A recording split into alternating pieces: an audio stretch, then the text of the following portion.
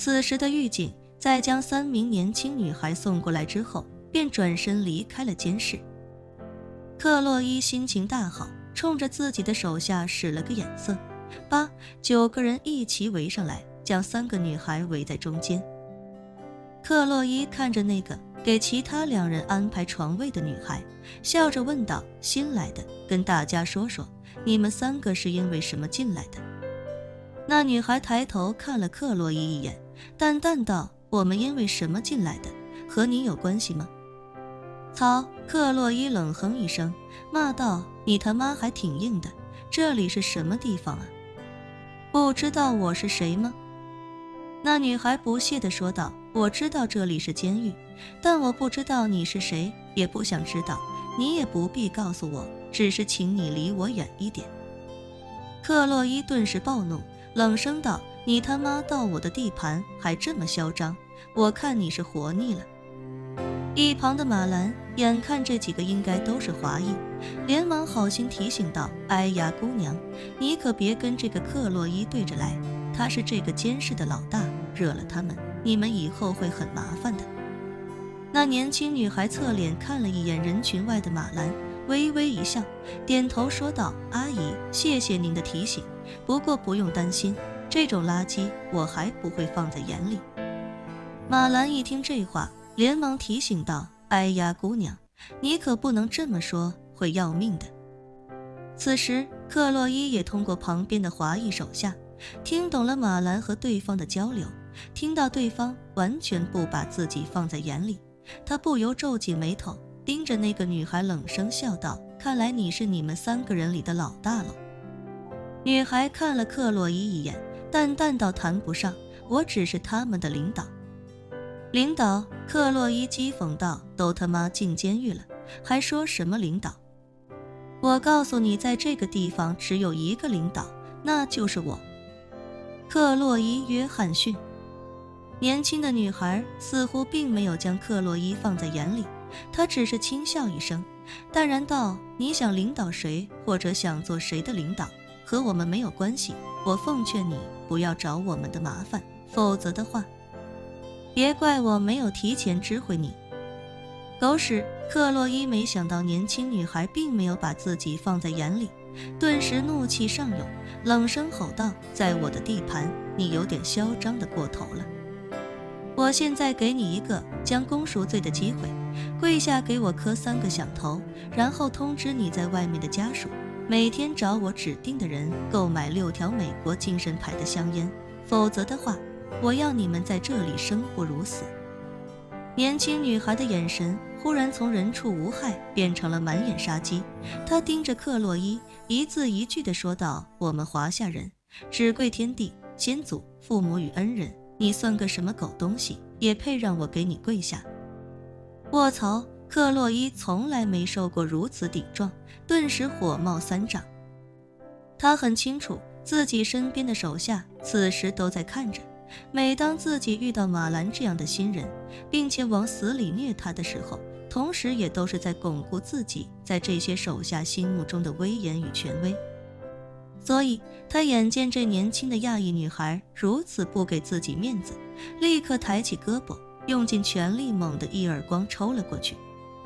在他看来，这3个华裔女孩都很年轻，而且看起来并不算强壮，自己在这监室里核心手下就有8个，剩下的也至少有10个人为自己马首是瞻，所以这种情况下，只要自己率先动手，其他人一拥而上，立刻就能把这3个女孩打个半死。就在克洛伊气势汹汹地猛抽过去时，他做梦也没想到，那个看似一动不动的女孩会在最后时刻忽然发力。一瞬间，克洛伊感觉自己拼尽全力打出去的右手忽然间在半空中停滞，他连忙去看，才发现一只手不知从哪里忽然伸出来，一把将自己的手腕牢牢抓住，让自己动弹不得。克洛伊最先的反应是震怒，他没想到自己要抽这个女孩耳光，这女孩竟然还敢伸手来挡。就在他用力想将自己的手抽回来的时候，他才发现自己这只手仿佛被牢牢焊死在半空中一样，无论他如何用力都无法使其移动分毫。这下克洛伊心里有些慌乱。他体重将近200斤，力气也非常大，如果是论单挑的话，在这个监狱里面也鲜有对手。可是眼前这个瘦弱的华裔女孩，在力量上竟然能如此碾压自己，这让他心中忽然有了一丝不好的预感。就在这时，那年轻女孩看着他，冷声道：“这是你自己找死，就别怪我不留情面了。”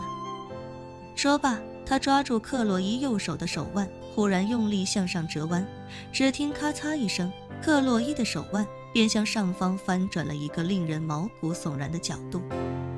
剧烈的疼痛让克洛伊顿时哀嚎出声，他怎么也想不到，这个瘦弱的华裔女孩竟然不由分说的就掰断了自己的手腕。于是他下意识地冲手下大吼：“快给我打他！往死里打，打死他！”一众手下也没回过神来，去仔细思考这其中的实力差距。他们眼看老大吃了亏，又听到老大的吩咐，脑子一热，便一窝蜂地冲向了那个年轻女孩。可是那女孩却丝毫都不害怕，反而是与另外2个同伴交换了一下眼神，3个人一起冲向了这群肤色各异的女人。紧接着，拳拳到肉的击打声，绝望痛苦的哀嚎声不绝于耳。几秒钟后，克洛伊的手下一个个都如砍瓜切菜般，被他们3个打翻在地，而且每个人都受伤不轻。而反观那3个女孩，3人背靠背形成一个3角阵型，每个人都做着准备进攻的起手姿势，别说受伤，就连发型都没有任何凌乱。为首那年轻女孩环视一周，冷声道：“还有谁不服气的，可以上来试一试。”一众墙头草一般的犯人，眼见这3人战斗力如此强悍，立刻吓得退到了墙根。他们也不是傻子，这个时候明显能够看出来克洛伊已经凉了，所以这种时候最重要的就是要跟他划清一切界限，千万不能让这几个杀疯了的亚裔女孩以为自己和克洛伊是一伙的。克洛伊自己也是吓得魂飞魄散，他是真没想到这3个看起来非常瘦弱的亚裔女孩竟然都是个顶个的搏击高手。自己和自己这帮手下一个个块头虽然看起来很大，但是在这3人面前简直就如小学生一般，没有任何战斗力可言。他知道自己今日已无翻身的可能，而他也绝对算得上是能屈能伸，很是识物，于是便立刻扑通一声跪在地上，虔诚地说道：“对不起，真的非常对不起，刚才是我瞎了眼，不小心冒犯了3位，还请3位不要跟我一般见识。以后在贝德福德山城教所，我克洛伊·约翰逊就是3位的狗。3位有任何吩咐，我克洛伊一定第一个冲在最前，